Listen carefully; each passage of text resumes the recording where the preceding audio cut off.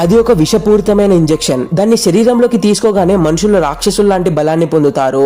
ఆ శక్తినే వారు final football match గెలవడానికి ఉపయోగిస్తున్నారు. వారు ఎంత శక్తివంతంగా మారారంటే వారు తన్నే కిక్ ఒక ఆయుధంలా మారుతుంది. ఆ బలంతో వారు యంగ్ టీమ్ ను గాయపరుస్తున్నారు.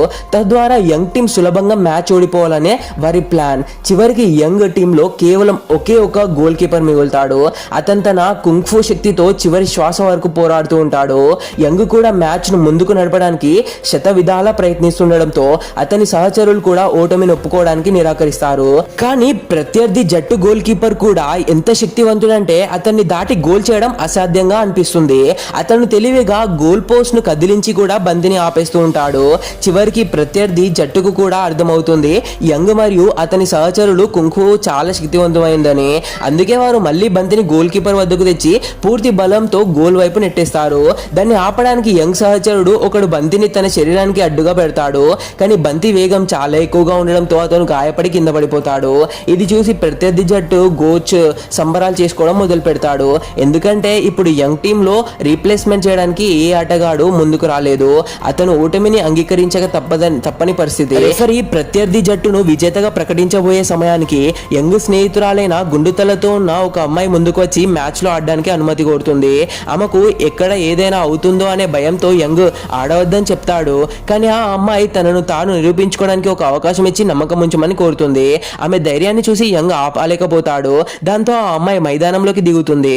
కానీ ఆమెకు ఫుట్బాల్ గురించి ఎటువంటి అవగాహన లేదు. ముందెన్నడూ ఆ ఆట ఆడలేదు కూడా. ఆమె నేరుగా వెళ్లి ప్రత్యర్థి జట్టు గోల్ కీపర్ పక్కన నిలబడుతుంది. ఆమె చేసిన పనికి అక్కడ ఉన్న వారంతా నవ్వుకుంటారు. ప్రత్యర్థి గోల్ కీపర్ ఆమెను అవతలి వైపు వెళ్ళమని చెప్పగా ఆమె వింతగా పరిగెత్తుకుంటూ మళ్ళీ వచ్చి అదే గోల్ కీపర్ పక్కన నిలబడుతుంది. వారి కోచ్ అప్పటికే గెలుపుపై ఆశలు వదిలేసుకుంటాడు. ఆ అమ్మాయి బంతిని తన్నడంతో ఆట మళ్ళీ మొదలవుతుంది. కానీ కొద్ది దూరంలోనే బంతి ప్రత్యర్థి జట్టు చేతికి చిక్కుతుంది. అందరూ భయపడతారు.